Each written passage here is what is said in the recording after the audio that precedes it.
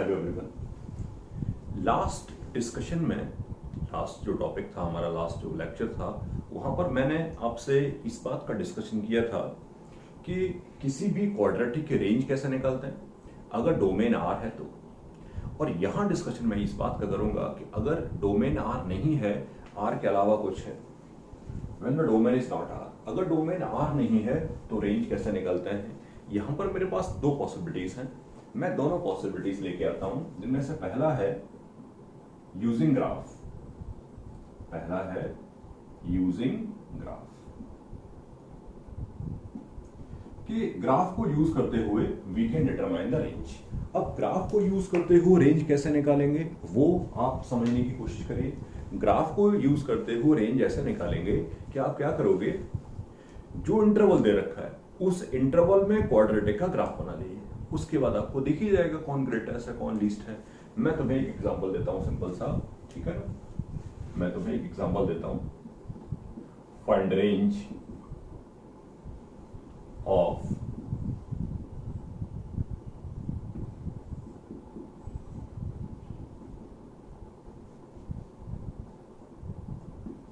मुझसे कह दिया रेंज बताइए, लेकिन डोमेन आर नहीं है।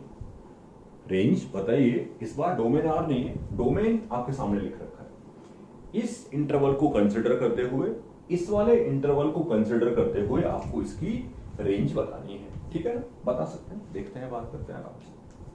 अब सबसे पहला काम तो यही है कि आप ग्राफ बना लीजिए, क्वाड्रेटिक का बनाते हैं ग्राफ बनाना हमको आता ही, ग्राफ बनाना हमको आता ही है।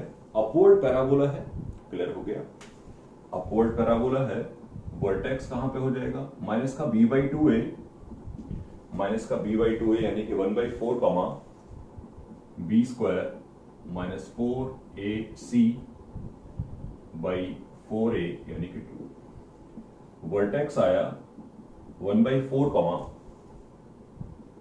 7/8। ये उस पैराबोलिक कर्व का वर्टेक्स हो गया, ये उस पैराबोलिक कर्व का क्या हो गया, वर्टेक्स हो गया। और ग्राफ ड्रॉ कर लेते हैं। ग्राफ ड्रॉ मैंने कर लिया, ठीक है ना। वर्टेक्स यहां पर आया, वर्टेक्स यहां पर आया, अपवर्ड पैराबोला है, 0 पर फंक्शन की वैल्यू 1 के बराबर है, और ग्राफ ड्रॉ कर लिया। ये 0,1 है, ये वर्टेक्स है। अब ग्राफ ड्रॉ करने के बाद आपको क्या करना है, ग्राफ ड्रॉ करने के बाद आपको कैसे कैसे सोचना है वो आप समझने की कोशिश करें। इसी बात पे आप थोड़ा स्ट्रेस करिए, सुनिए। आपको डिस्कशन क्या करना है, आपको देखना है कि x की वैल्यू -1 से 2 हो, x की वैल्यू -1 यहां कहीं होगी, और ऑब्वियसली यहां पर x की वैल्यू, ऑब्वियसली यहां पर x की जो वैल्यू है वो 1/4 है, तो यहां कहीं पर x की वैल्यू 2 होगी। तो आप केवल इतना ग्राफ ही कंसीडर करोगे, इसके आगे वाले ग्राफ की बात नहीं करोगे, मतलब इसके आगे जो पोर्शन है और इसके ऊपर जो पोर्शन है इसको भूल जाइए, उसको रिमूव कर दीजिए। Getting my point. जब भी कभी डिस्कशन करना है किसी ऐसे केस में, आपको ग्राफ बना लिया, जब भी कभी डिस्कशन करना है, आपको डोमेन दे रखा है, और अगर आप इस काम को ग्राफिकली करना चाहते हो तो आपने ग्राफ बना लिया, और ग्राफ बनाने के बाद केवल x की वैल्यू जहां से लेके जहां तक दे रखी थी, केवल उसी पॉइंट को कंसिडर किया, और बाकी सबको मैंने हटा दिया, बाकी सबको रिमूव कर दिया। आई मीन टू से कि यहां भी तो ग्राफ आएगा, यहां भी ग्राफ आएगा, इसका कोई कंसिडरेशन नहीं, ये ग्राफ मैंने कंसिडर किया। ओके, बस होगी मेरी बात खत्म। आप ध्यान से देखोगे तो आपको क्लियरली सारी बातें दिखती रहेंगी बड़े आराम से। जैसा कि मैंने बताया कि range is the value of y, इस वाले पॉइंट का y सबसे नीचे होगा, क्योंकि वी नो दैट कि ऊपर और नीचे जब ट्रेवल करते हैं तो y की वैल्यू क्या होती है, कम और ज्यादा होती है। ये पूरे ग्राफ में यहां से लेके यहां तक का जब आप कंसिडरेशन करोगे, यहां से लेके यहां तक और पीछे तक, जब आप इस पोर्शन का कंसिडरेशन करोगे तो आपको दिखाई देगा कि यहां पर वैल्यू सबसे छोटी होगी, तो रेंज लिखने जा रहा था मैं। यहां पर y की वैल्यू है 7/8, और ऑब्वियसली ये लीस्ट वैल्यू है। ग्रेटेस्ट वैल्यू क्या होगी, ग्रेटेस्ट वैल्यू ये होगी या फिर ये होगी, इनमें से कौन सी होगी? एक मेथड तो ये है कि आप दोनों जगह पे वैल्यू निकाल लो, यहां भी निकाल लो, यहां भी निकाल लो, ठीक है, और आसान निकाल लेते हैं। -1 पे वैल्यू कितनी आ रही है? 4, और 2 पे वैल्यू कितनी आ रही है? 2 पे वैल्यू हो जाएगी, और 2 पे वैल्यू हो जाएगी 7। सही बोला मैंने? 2 पे हो जाएगा 8, 9 और -2, 7, ठीक है। तो 2 पे वैल्यू इसकी 7 आती है, करेक्ट। ग्रेटेस्ट वैल्यू कौन सी है? 7। अब आप इस हाइट पे ज्यादा ना जाएं, उसका रीजन ये है कि हमने रफ स्केच बनाया और इस पे भरोसा भी नहीं करें कि भाई ऊपर कौन नीचे कौन है। एनालिटिकल बात कर लें। एनालिटिकल बात करने का मतलब है कि यहाँ 4 वैल्यू है, यहाँ 7 वैल्यू है, तो सबसे बड़ी वैल्यू होगी कितनी? 7। तो अगर मुझे कभी किसी केस में किसी क्वाड्रेटिक फंक्शन की रेंज निकालनी हो तो क्या कर सकते हैं? ग्राफिकली पहला मेथड है जिसमें कि कम याद रखने को है, इनफैक्ट कुछ भी याद रखने को नहीं है, बीच गिनती के 2 लाइन है। इसके अलावा क्या हो सकता है, दैट आई विल डिस्कस, लेकिन पहला पॉइंट यही है, आप ग्राफ बना लीजिए, जहां से लेके जहां तक का कंसिडरेशन करना है डोमेन का वो कर लिया, डोमेन का कंसिडरेशन जहां से लेके जहां तक करना है वो कर लिया, ग्राफ पेपर पे मार्क कर दिया, सॉरी ग्राफ पे मार्क कर दिया, और दिख जाएगा आपको जो सबसे ऊपर वाला पॉइंट है उसका सबसे ज्यादा वाई है, जो सबसे नीचे वाला पॉइंट है उसका सबसे कम वाई है।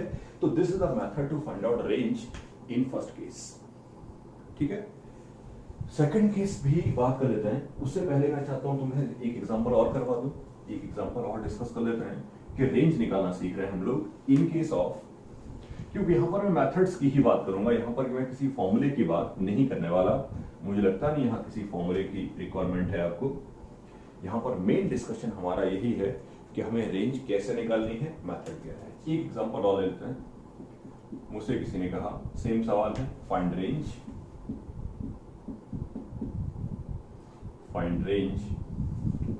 और x है -∞ से 1,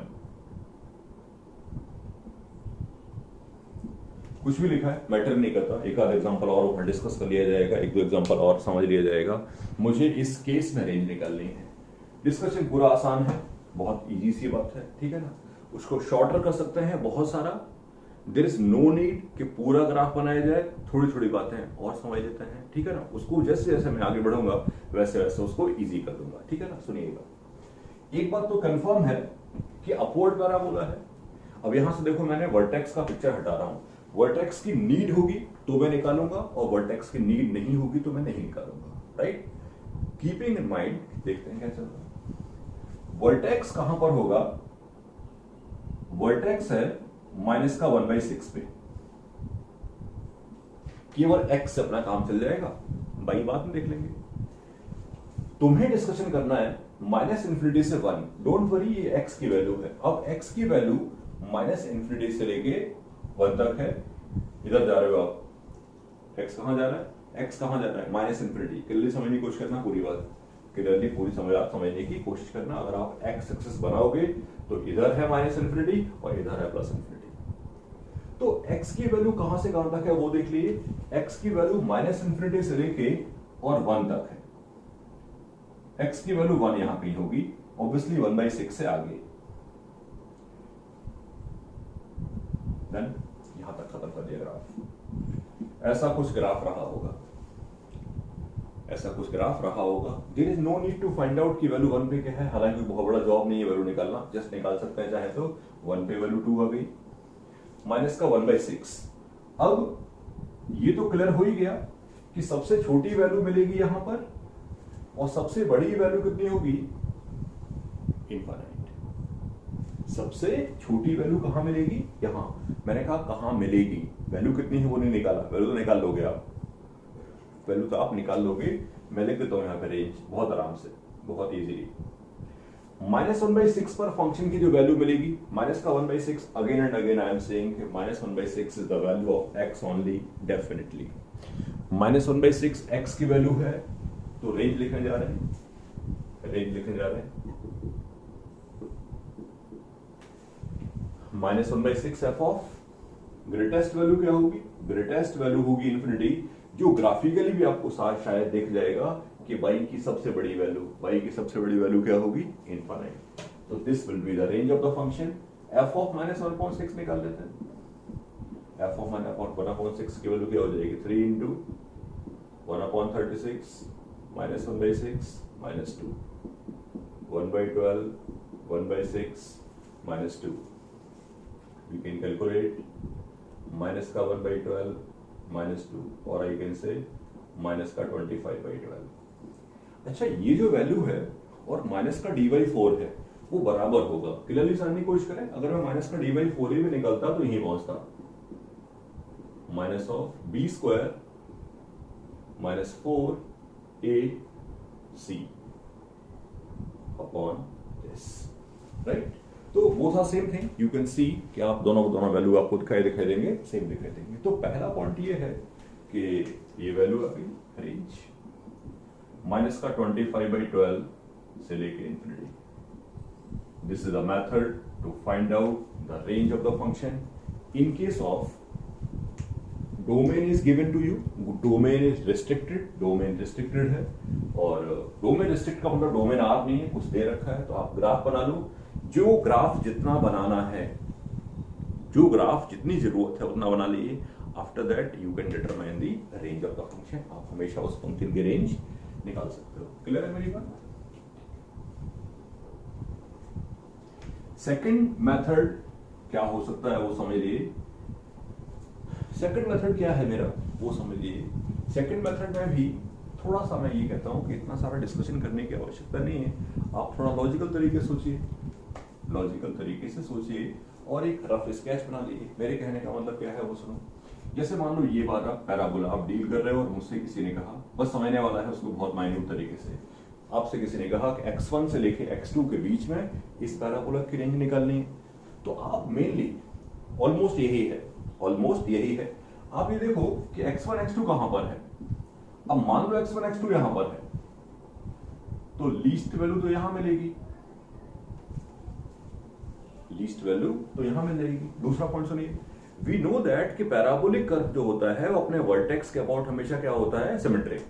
अब पैराबोलिक कर्व अपने वर्टेक्स के अबाउट सिमेट्रिक होता है, तो ग्रेटेस्ट वैल्यू कहां मिलेगी, ग्रेटेस्ट वैल्यू वहां मिलेगी जो यहां से ज्यादा दूर होगा। अगर यहां से ज्यादा दूर x2 है तो ग्रेटेस्ट वहां मिलेगा, और यहां से ज्यादा दूर अगर x1 है तो वहां पर ग्रेटेस्ट मिलेगा। तो आप थोड़ा सा ये सोच सकते हो कि अगर वर्टेक्स पिक्चर में है, अगर वर्टेक्स बीच में आ गया तो वर्टेक्स पे मिनिमम आएगा। ये सारी बात तब हो रही है जब ये पॉजिटिव है।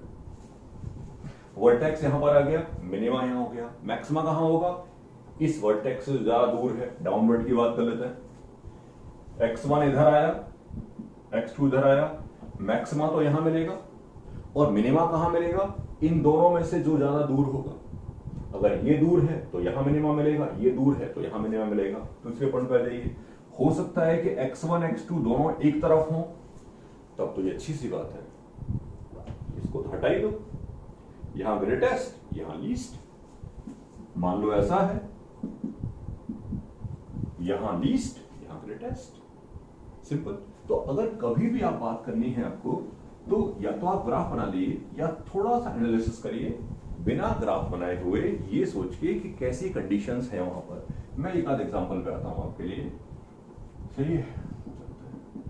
मुझसे किसी ने कहा रेंज निकालनी है इस फंक्शन की, x की वैल्यू है -1 से 0, ठीक है।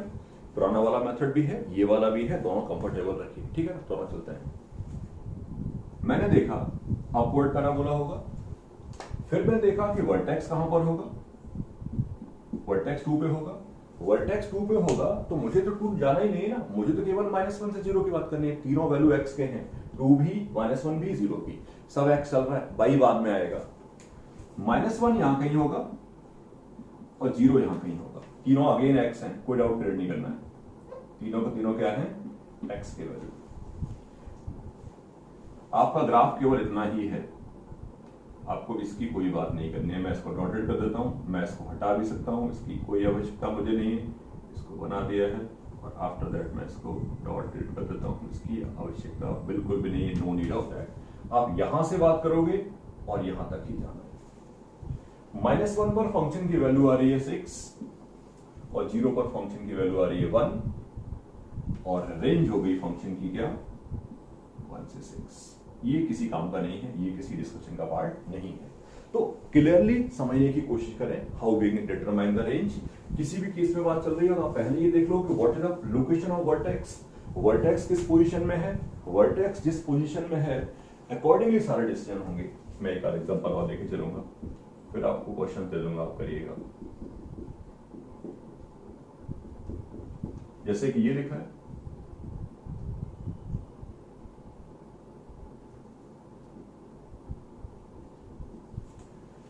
सही, चलते हैं। डाउनवर्ड पैराबोला है, वर्टेक्स -1 पे है, ठीक है। आपको ट्रेवल कहां से करना है, -2 से 3, -2 यहां होगा, 3 यहां पर होगा, इसको मिटा दिया। -1 पर ग्रेटेस्ट वैल्यू मिलेगी, -1 पर वैल्यू आ गई 6, -1 पे वैल्यू कितनी आ गई 6। दोबारा सुनिए, लीस्ट कहां मिलेगा, जो वर्टेक्स से ज्यादा दूर होगा। -1 से 3 की डिस्टेंस है 4 और -1 से -2 की डिस्टेंस कितनी है 1, यहीं पे मिलेगा। 3 पर फंक्शन की वैल्यू क्या हो जाएगी 9 और 6 यानी कि -15 यानी कि -10। -2 पे वैल्यू क्या होगी आप निकाल सकते हो, जरूरी नहीं है निकालना, क्योंकि आपको कॉन्फिडेंट रहना है कि यही लिस्ट होगा। स्टिल वैल्यू निकालने में प्रॉब्लम नहीं है। -2 पर फंक्शन की वैल्यू कितनी हो जाएगी 5, 9 -4 दैट इज 5। रेंज आ गई -10 से लेके और 6 तक।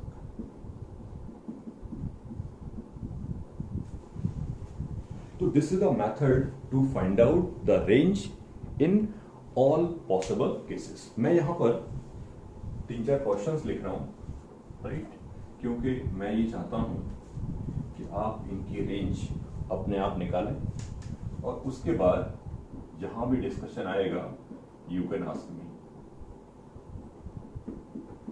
Find range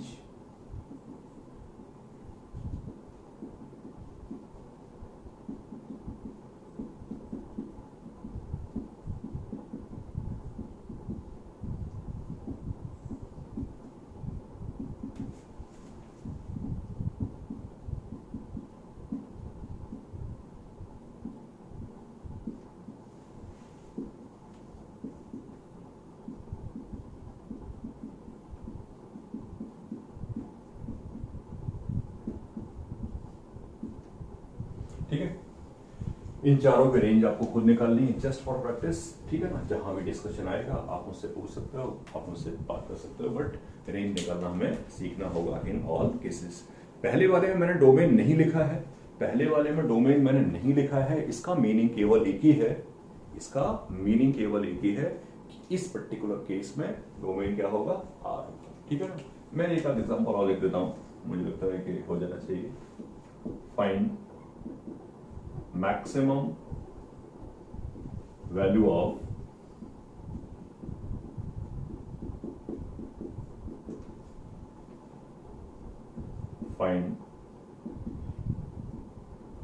minimum value of